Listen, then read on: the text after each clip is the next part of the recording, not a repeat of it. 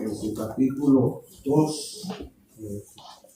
Vamos a leer ahí los versos del 14 al 18. Hechos 2, 14 al 18. Bendito sea tu nombre, Señor. Aleluya. Poderoso Dios. Hay poder en Jesús. Hechos 2, 14 al 18. Poderoso Dios. Parece que estamos ahí. Entonces Pedro, poniéndose en pie con los 11, alzó la voz y les habló diciendo: varones judíos y todos los que habitáis en Jerusalén, esto os sea notorio y oíd mis palabras, porque estos no están ebrios como vosotros suponéis, puesto que es la hora tercera del día. Mas esto es lo dicho por el profeta Joel: en los postreros días, dice Dios, derramaré mi espíritu sobre toda carne, y vuestros hijos y vuestras hijas profetizarán, vuestros jóvenes verán visiones, y vuestros ancianos soñarán sueños. Y de cierto, sobre mis siervos y sobre mis siervas en aquellos días derramaré mi espíritu y profetizarán. Aleluya, no profetice a menos que Dios derrame su espíritu sobre ti. Aleluya. Gloria al Señor, porque en estos tiempos se está profetizando sin que Dios derrame su espíritu. Padre, ayúdanos, guíanos, dirígenos lo que tú hagas. Me pongo en tus manos y te doy gracias de antemano por lo que tú vas a hacer, Señor. Gracias en el nombre de Jesús. Póngase cómodo. Me decía que antes de entrar a la parte final, del capítulo 2 de los Hechos, hay detalles en el sermón de Pedro que vale la pena que estudiemos. Porque el sermón de Pedro fue como una especie de modelo para la predicación de los apóstoles. Fue como un modelo. El sermón de Pedro contiene 4 elementos que estuvo presente en la mayoría de las predicaciones, casi en todas las predicaciones de los apóstoles. 4 elementos. El primer elemento que contiene el sermón de Pedro es el cumplimiento del tiempo, el momento en que llegó el tiempo de la gracia, de la salvación por gracia. Después de eso, Pedro se refiere a la vida, a la muerte, al triunfo, a la exaltación, a la resurrección de Jesús. Luego habla de la palabra profética del Antiguo Testamento que se cumplieron en la vida, muerte y resurrección de Cristo. Y finalmente hace un llamamiento al arrepentimiento para perdón de pecado y para que se reciba el don del Espíritu Santo. Gloria a Dios. Esos 4 elementos están ahí en el mensaje de Pedro. Los primeros están en los versículos 16, 17. La segunda parte está en los versículos 22 al 24. La tercera parte está en los versículos del 25 al 35. Y la cuarta parte está en los versículos del 38 al 39. Eso fue como un modelo de predicación que se utilizó durante todo ese tiempo del apostolado. Hay otro detalle importante en este sermón, está en el versículo 23, que quiero que lo veamos, para que entendamos algo que hay ahí. En el verso 23 específicamente. Leo. A Cristo, entregado por el determinado consejo y anticipado conocimiento de Dios, prendisteis y matasteis por manos de inicuos, crucificándolo. dice el texto que Jesús fue entregado por el determinado consejo y anticipado conocimiento de Dios. O sea, los sufrimientos y la muerte de Cristo, todos aquellos que participaron en su sufrimiento y su muerte, cumplieron la voluntad de Dios. Estaban haciendo lo que Dios había ordenado que sucediera. De cierto modo fueron hasta un instrumento en la mano de Dios. Gloria a Dios. Y habiendo hecho la voluntad de Dios, no eran inocentes, pastor. No. Eran culpables. ¿Por qué? Porque Dios no lo escogió a ellos para que hicieran eso, ni tampoco lo incitó a hacer eso. Quiero que entienda esa parte. Ni Dios lo escogió a ellos para que hicieran eso, ni lo incitó a hacer eso. Porque Dios no incita a nadie a hacer el mal. Santiago 1:13.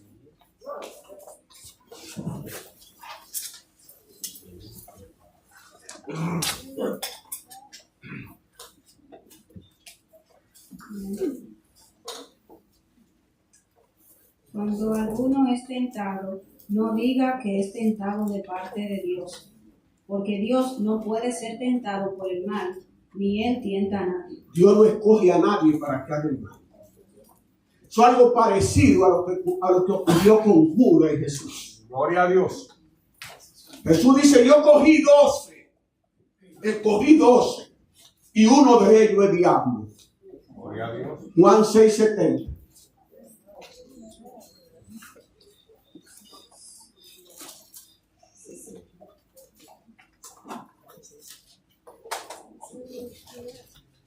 Y quiero que usted entienda esto, porque hay quien crea que Cristo cogió a Judas porque era diablo, porque siendo diablo el que me va a traicionar, el que me va a entregar, el que me va a vender, y se van a cumplir la palabra profética por medio de él. No.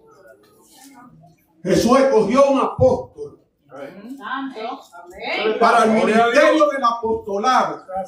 Y el apóstol que Jesús escogió se convirtió voluntariamente en diablo, en adversario. Hay que estar claro en eso, totalmente claro en eso. Cristo escogió un apóstol para el apostolado. Y el apóstol decidió convertirse en diablo, en adversario. Y dice la Biblia, a propósito de ese verso 23, Pablo hablándole a los romanos, que Cristo fue entregado por nosotros. Romanos 8:32. Cristo fue entregado por nosotros. Pero esta fue una entrega voluntaria. Esto no es como alguien que ha entregado a la muerte y no quiere. Esto fue una entrega consensuada. Por eso habla del consejo de Dios. Es la Trinidad acordando eso. Por eso Cristo, antes de ir a la cruz, dice: a mí mi vida nadie me la quita. Yo la pongo y la vuelvo a tomar. O sea, yo la pongo en la muerte y vuelvo a tomarla de la muerte. Porque tengo poder para ponerla y para volverla a tomar. Ese mandamiento recibí de mi Padre. Aleluya. Juan 10.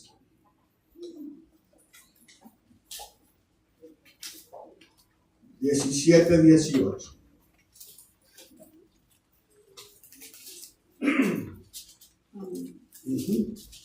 Por eso me ama el Padre, porque yo pongo mi vida para volverla a tomar. Nadie me la quita, Nadie me la quita. sino que yo de mí mismo la pongo. Tengo poder para ponerla y tengo poder para volverla a tomar. Este mandamiento recibí de mi Padre. O sea, él fue entregado por el determinado consejo de Dios. Imagínense la Trinidad acordando su plan. Fue voluntariamente la muerte. Fue como que me llevaron y yo no quiero. No. Eso dice la Biblia. Pero ojo, todo el que participó de manera directa o de manera indirecta en la muerte de Jesús, en su sufrimiento culpable. Amén. Por eso es que la mente de Dios es inescrutable. Es muy difícil nosotros entender la mente de Dios. Gloria a Dios. Bendito sea tu nombre. Y en el siguiente versículo del discurso de Pedro, el 24, ahora Pedro va a decir algo muy interesante ahí. Lee ese versículo. Al cual Dios levantó, sueltos los dolores de la muerte, por cuanto era imposible que fuese retenido por ello. Ahora Pedro dice que aunque Jesús fue juzgado, encontrado culpable y condenado en una corte terrenal, hubo una corte superior que revirtió la sentencia que se le hizo a Jesús porque lo encontraron inocente. Y en esa corte fue levantado, suelto los dolores de la muerte. O sea, al elegido de Dios era imposible que la garra de la muerte lo retuviera. El Seol no podía mantener ligado al dador de la vida, donde iban los muertos. Y Dios lo exaltó. O sea, el mismo consejo que ordenó su sufrimiento y su muerte, ese mismo consejo ordenó su resurrección y su exaltación. Gloria a Dios. Eso es lo que está diciendo Pedro ahí. Y en los siguientes versículos, Pedro va a explicar la afirmación que él acaba de hacer, en qué se justifica. Está justificada en la profecía del Antiguo Testamento. Él va a hablar del Antiguo Testamento que muestra que esa profecía eran de Cristo y que Cristo es el Mesías. Hablaban de Cristo, que Cristo era el Mesías. Cómo Dios se había comprometido proféticamente por medio de la profecía del Antiguo Testamento a exaltar a Jesucristo. Lo primero que va a decir Pedro, que Dios se lo prometió a David. Dios le dijo a David que él iba a exaltar a Jesucristo. Bendito sea tu nombre. En el Salmo 16,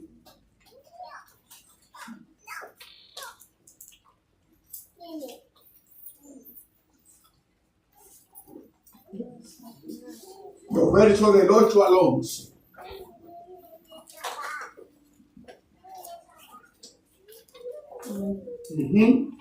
A Jehová he puesto siempre delante de mí, porque está a mi diestra, no seré conmovido.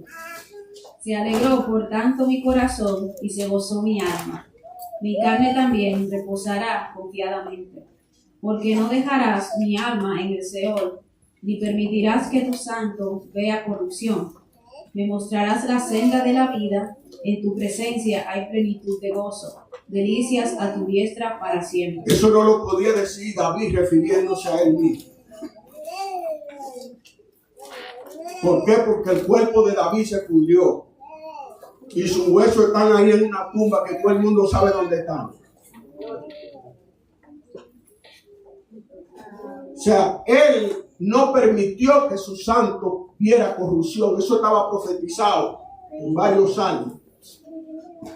Y el propio Pablo después habla de eso en el libro de los Hechos, en el capítulo 13, Hechos 13, 34. Gloria a Dios. Pablo vuelve a tratar el tema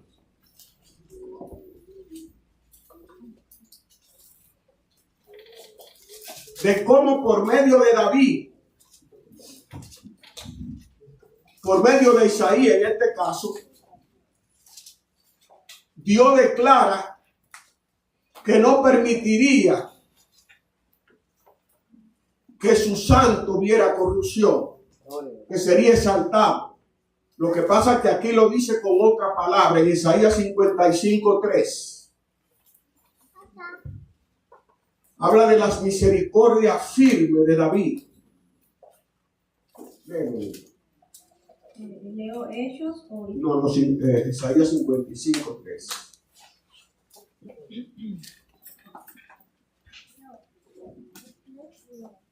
Inclinad vuestro oído y venid a mí, oíd y vivirá vuestra alma, y haré con vosotros pacto eterno, las misericordias firmes a David. Dice Pablo que esa expresión de la misericordia firme a David que dice el Señor por medio de Isaías, lo que está hablando era que Dios exaltaría a su ungido después de la resurrección. Recordemos que en ese capítulo de 55 de Isaías es donde Dios llama, ofrece salvación a todo aquel que esté dispuesto a escucharlo. Y le ofrece a aquellos que estén sedientos de justicia. Le ofrece que serán saciados con el agua que brota de esa roca que fue herida en la cruz del Calvario. Bendito sea tu nombre, Señor. Alabado sea tu nombre. Hay poder en Jesús. Hay poder en Jesús. Pero ahora vuelve a referirse al tema en su primera epístola. Vuelve al mismo tema. En la primera epístola de Pedro. En los versos del 10 al 12. De la primera epístola de Pedro. Primera de Pedro 1, del 10 al 12. Lee esos versos.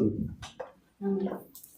Los profetas que profetizaron de la gracia destinada a vosotros, inquirieron y diligentemente indagaron acerca de esta salvación, escudriñando qué persona y qué tiempo indicaba el Espíritu de Cristo que estaba en ellos, el cual anunciaba de antemano los sufrimientos de Cristo y las glorias que vendrían tras ellos.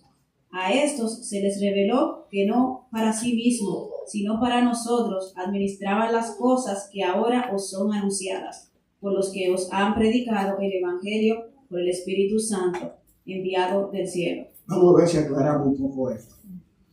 Lo que dice Pedro, que los profetas del Antiguo Testamento que profetizaron sobre la gracia que ahora disfrutamos y la salvación que ha venido por la gracia, se ocuparon diligentemente en averiguar por medio del espíritu que estaba en ellos, por el que ellos profetizaban, por medio de ese espíritu, ellos querían saber qué persona era que iba a padecer y en qué tiempo iba a suceder eso. ¿Por qué?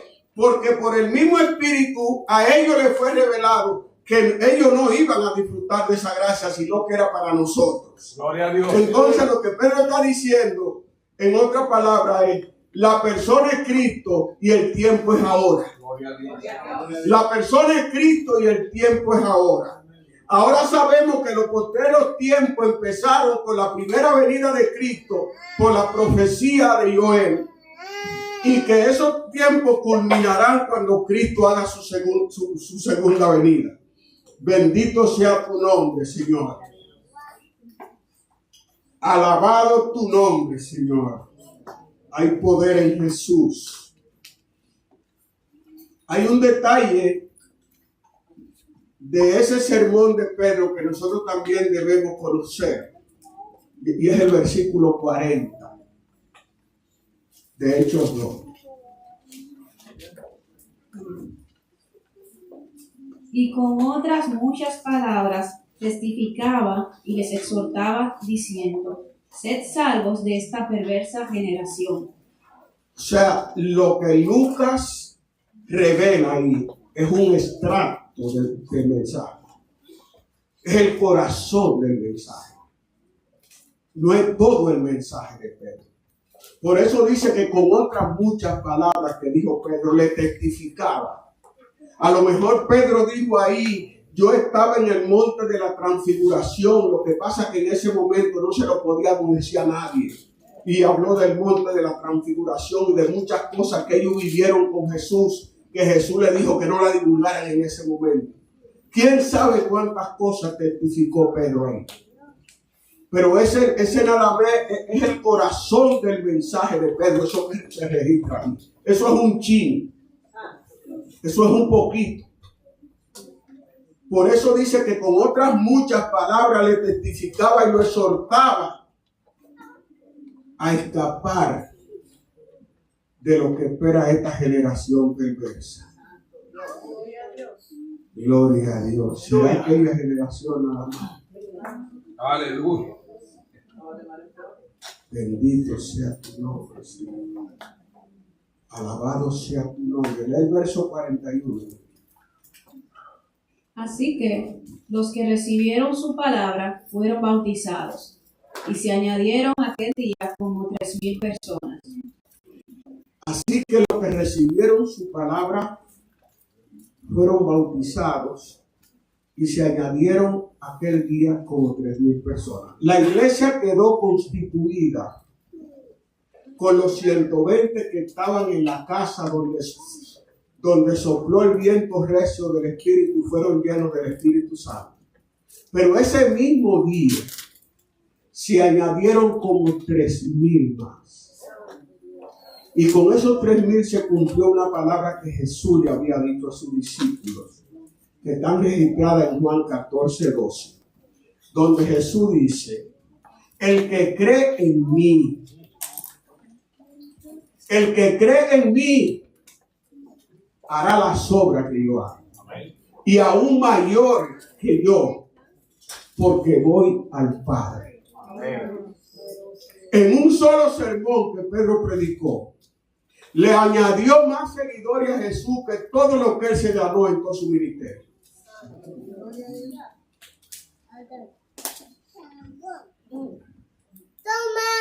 Aleluya. Estuvimos estudiando eso. La mayor cantidad de seguidores que vimos llegaba como a 600, a 500 y algo. Bendito sea el Señor. Alabado sea su nombre, Señor. Verso 42. Y perseveraban en la doctrina de los apóstoles, en la comunión unos con otros, en el partimiento del pan y en las oraciones. Ahí tenemos la iglesia naciente que vemos cómo se conducía en la práctica. El fundamento de la iglesia era la doctrina de los apóstoles. Una doctrina poderosa, porque era la misma doctrina que venía de Jesús, ahora comunicada por los apóstoles en el poder del Espíritu Santo. Era la misma doctrina. Y perseveraban en esa doctrina, en el partimiento del pan. Cuando habla de partir el pan es porque a veces comían juntos en las casas. Pero también se habla del partimiento del pan cuando practicaban lo que más tarde llamarían la cena del Señor. Gloria a Dios. Las dos cosas. Y perseveraban en la oración. Oraban juntos. Pero hay algo que yo no sé si usted se pregunta cuando está leyendo el libro de los Hechos. Todavía los apóstoles seguían yendo al templo a la oración. Busca Hechos 3 y le hace el verso 1.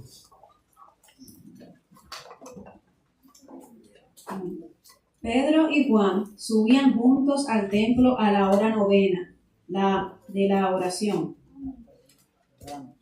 Los apóstoles seguían asistiendo al templo, a la oración. Recuérdense que en el templo se hacían dos servicios.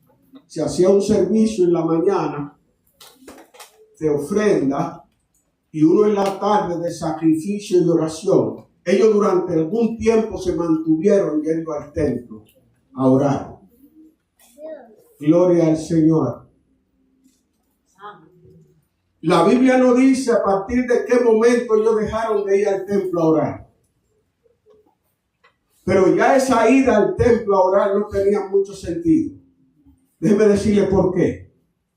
Esa oración no la dirigían él, eso la dirigían los sacerdotes del templo. Y ya había llegado la gracia.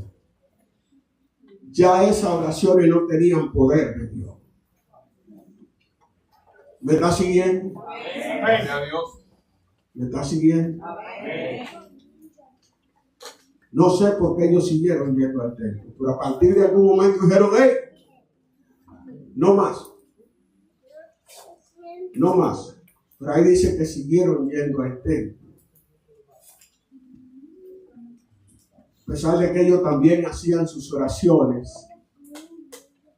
Y como de una vez entendieron que la iglesia no era el templo, sino nosotros, empezaron a reunirse en iglesias locales, en las casas. La iglesia duró casi 300 años congregándose en casa, antes que vinieran los templos grandes. Eso me acordó cuando nosotros empezamos. Nosotros empezamos en la casa. En la casa, en la casa. Y hacíamos eso también. Poníamos una comidita todos los domingos. Gloria. Yo creo que cuando ustedes llegaron ya nosotros no cocinábamos. Ustedes no tocaron esa parte. Ustedes llegaron ya cuando nosotros casi nos íbamos. Gloria al Señor. Bendito sea tu nombre. Por eso es que hay que estudiar la Biblia. No le voy a decir quién fue. Pero alguien dijo, hasta que el Señor no le ponga una llave de un local en la mano a Nelito, yo no lo veo como mi pastor. Parece que no sabía que la iglesia duró casi los primeros 300 años de su vida. Que las reuniones, las iglesias estaban en las casas. Las iglesias locales eran en las casas. Bendito sea tu nombre, Señor. Y hay otro versículo. Aleluya. Y sobrevino temor a toda persona, y muchas maravillas y señales eran hechas por los apóstoles. La convicción que produjo el sermón de Pedro, sumado al hecho de lo que Dios estaba haciendo por medio de los apóstoles, creó temor en toda la gente. Cuando llegaban los apóstoles,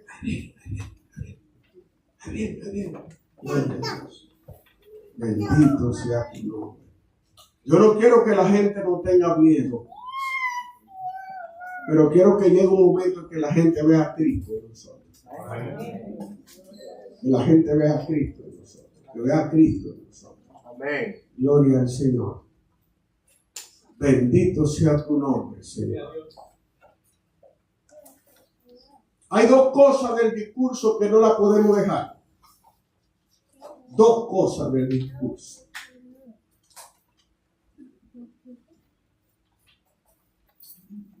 Uno está en el verso 36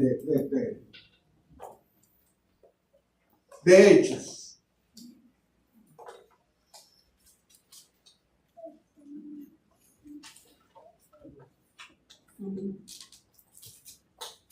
Sepa pues ciertísimamente toda la casa de Israel, que a este Jesús, a quien vosotros crucificasteis, Dios le ha hecho Señor y Cristo.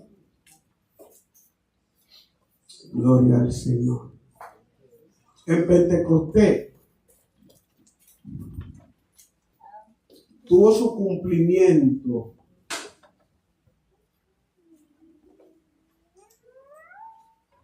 la primera palabra que Jesús pronunció en la cruz.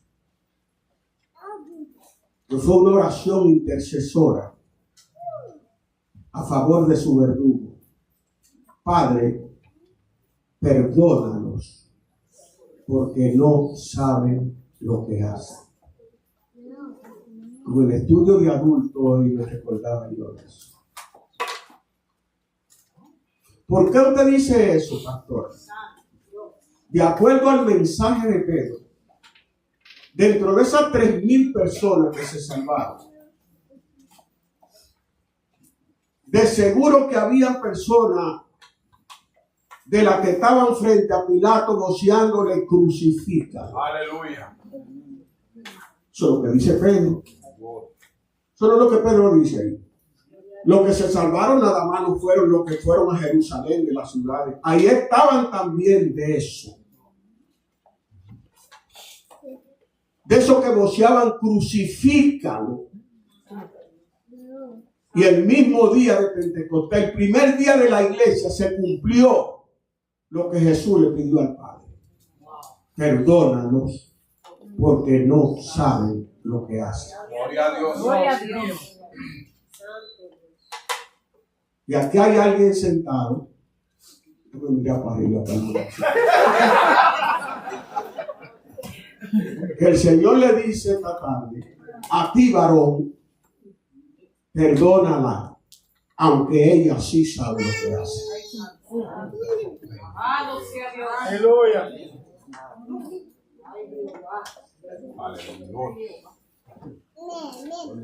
Bendito sea. Predicar como Pedro es peligroso, porque hay que decir cosas a veces que son fuertes. Aleluya. No se ponga tan serio. No fue usted que lo dijo. Gloria a Dios. Gloria al Señor. De manera que el primer día que nació la iglesia tuvo cumplimiento esa primera palabra que pronunció Jesús en la cruz: Padre, perdónalo, porque no saben lo que hacen. Cuando Pedro dice ustedes lo crucificaron, él no está hablando en el sentido de que toda la humanidad somos culpables de haber llevado a Jesús a la cruz. Está hablando con la gente que están ahí. Ustedes, ahí había gente de eso. Y Jesús lo perdonó. Y tú con ese problemita, con ese trullo, con una gente que lo que te hizo fue un pellizquito. A su verdugo Jesús lo perdonó. Gloria a Dios. Desde que empezó la iglesia en el primer día. Esa fue la primera palabra de Jesús. De las 7 palabras, esa fue la primera. Se cumplió el primer día de la iglesia. El día de Pentecostés. Pentecostés también sentó las bases para el éxito de la obra misionera.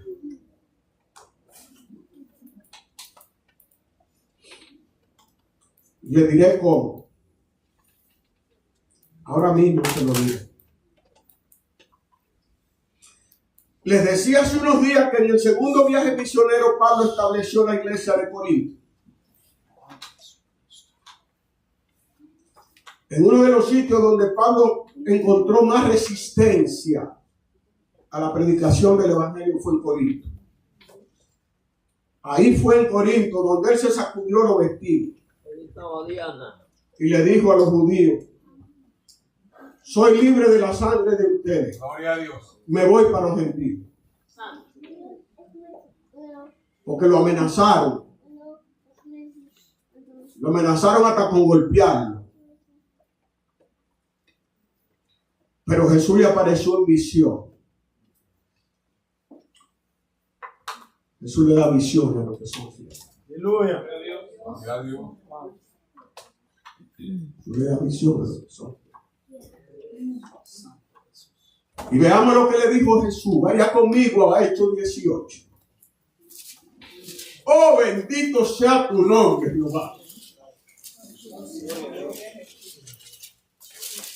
Aleluya.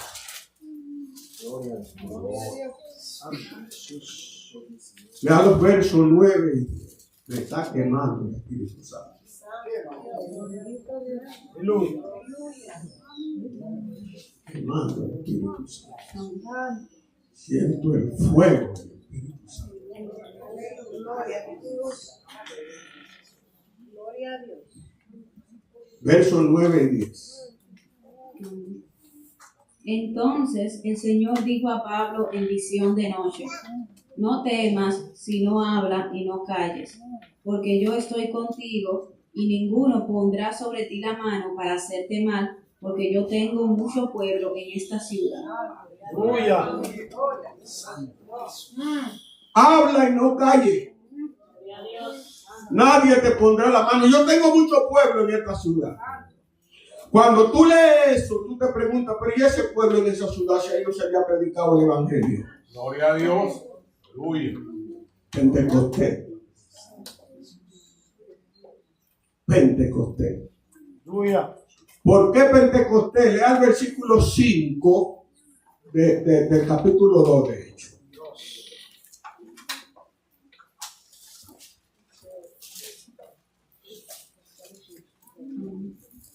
Moraban entonces en Jerusalén judíos, varones piadosos de todas las naciones bajo el cielo.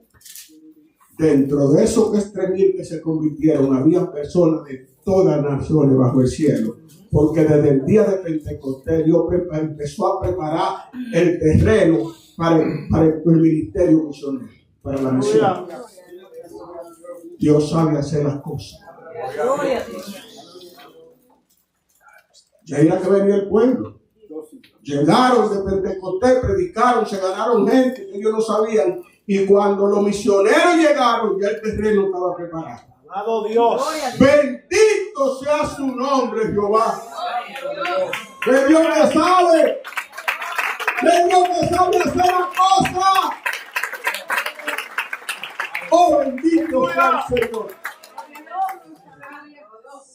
En Pentecostés se crearon las condiciones para el éxito de las misiones. Alabado Dios.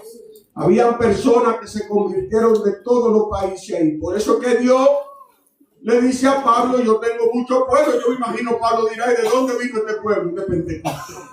Aleluya. Bendito sea tu nombre, Señor. Alabado sea tu nombre. Exaltado sea tu nombre. Hay poder en Jesús. Hay poder en Jesús. Hay poder en Jesús.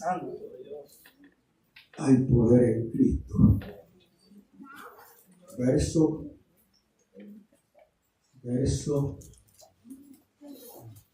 44, 45. Todos los que habían creído estaban juntos y tenían en común todas las cosas, y vendían sus propiedades y sus bienes, y los repartían a todos según la necesidad de cada uno. Gloria al que vive. Tremendo, los cristianos, esos primeros cristianos. No tenían interés, perdieron el interés por las cosas materiales. Su tesoro estaba en el cielo. Allí estaba su corazón. Es una obra tremenda, maravillosa. Pero quiero decirle algo sobre eso, que no lo puedo dejar pasar. No quiero demeritar esa obra, una obra grandiosa. Gloria a Dios. Señal de amor al prójimo al más alto nivel. Tú tener una propiedad y venderla y poner el dinero ahí, esto es para que lo necesite. Eso es increíble, gloria al Señor. Vendían sus propiedades, sus fincas. La iglesia de Jerusalén terminó con una pobreza que muchas de las iglesias locales tuvieron que colectar ofrendas para mandar. Casi. Por Gloria esa a Dios. belleza. Sí. Eso posiblemente tuvo que ver con eso. Porque aunque nuestra vida no esté apegada a los bienes materiales, mientras estemos aquí necesitamos bienes. Amén. ¿Qué es lo que les quiero comentar? Vaya al capítulo 21 de Juan.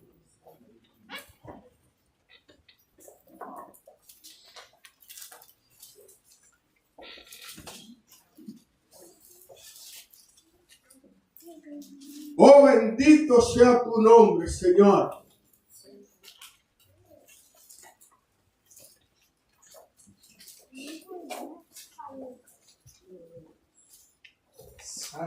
La tercera vez que Jesús le apareció a los discípulos después de su resurrección, tuvo esa conversación con ellos. Ahí en Juan 21, léete los versos del 20 al 24. Léetelo despacito. Que gracias a Dios que tenemos tiempo.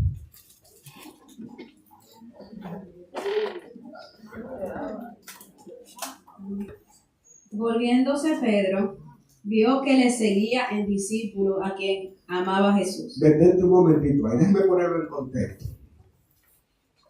Ya Señor había rehabilitado a Pedro y lo había comisionado de nuevo. Ya las 3 veces que Pedro le había negado, Jesús logró que 3 veces le dijera que lo amaba. Y lo restauró y lo comisionó de nuevo. Le dio una posición ministerial que Pedro mantuvo hasta los días de su muerte. Sí, aleluya. No se sanó. Se sanó Pedro. Y no solamente se sanó. Cuando usted lea la segunda epístola de Pedro, fíjese que el Señor le dijo a Pedro hasta el día que te iba a morir: ya estoy casi, el Señor me dijo que ya tengo que salir del cuerpo en estos días. Y él tranquilo. Comunión con Dios. Pero Pedro sabía que Juan era el querendón de Jesús. Él lo sabía. Y ve que Jesús no le dice nada a Juan.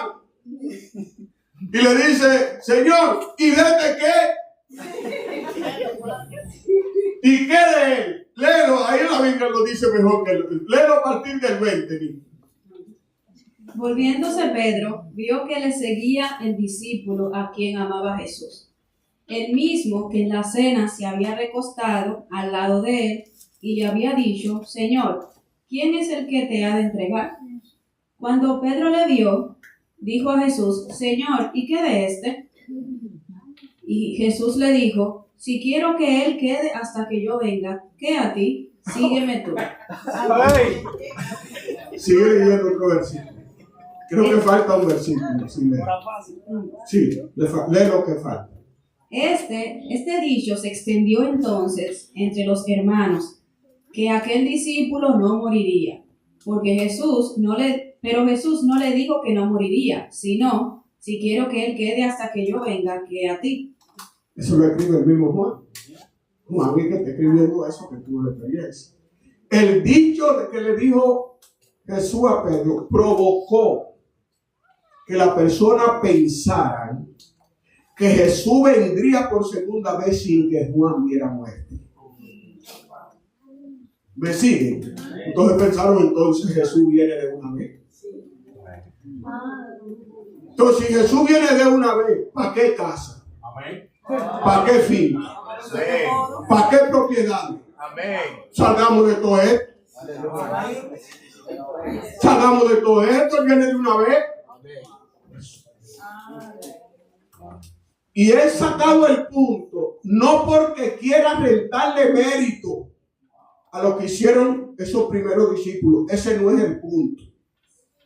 Lo que quiero puntualizar es el peligro de no interpretar correctamente la escritura. Amén. Eso es lo que quiero recalcar. No es que ellos lo hicieron mal, no, yo no estoy diciendo que ellos lo hicieron mal. ¿Hasta dónde usted es capaz de llegar cuando interpreta mal las escrituras? Wow. ¿Y por qué estoy ahora? Porque ahora se están oyendo muchas cosas. Tenga cuidado con lo que usted oye. Tenga cuidado con lo que usted obedece. Por ahí hay gente mandando hasta almacenar cierto tipo de alimentos, porque supuestamente se avecina una hambruna, que se lo dijo el Señor. Cuidado, tenga cuidado con todo eso. Tenemos una Biblia, tenemos el Espíritu Santo. Ojo con lo que usted oye. Lo primero es que debe ser selectivo con lo que usted oye, sobre todo en esta época. Yo no digo 100% que eso sea así, pero eso es lo que dice la Biblia. Gloria a Dios. Se cogió la idea de que el Señor viene de una vez. Si el Señor viene de una vez, ¿para qué casa? ¿Para qué finca? Vamos a vender todo esto. Y quedaron en la olla, como dice. Así. Tuvieron las iglesias que hacer ofrenda, colecta para llevarle a ellos. Todos hemos leído eso. Eso fue de la pobreza que quedaron. Sea bueno todo lo que usted pueda, pero no dé el último peso. Aleluya. Deje su cosita ahí por si acaso. Gloria al Señor. Comparta lo que tiene, pero deje una cosita ahí. Gloria al Señor. ¿Entendió la idea? Gloria al Señor. Eso es Pentecostés. Eso es Pentecostés, mis hermanos. Todo eso es Pentecostés. Todo eso significa Pentecostés. Gloria al Señor. Ese discurso de Pedro, el que estudiamos. Y fíjese que ahí nada más hay un chico. Tú lees eso en 2 minutos. Recuérdate que tú hablas más rápido que como lees, en un par de minutos. Y no duró un par de minutos ese mensaje duró mucho.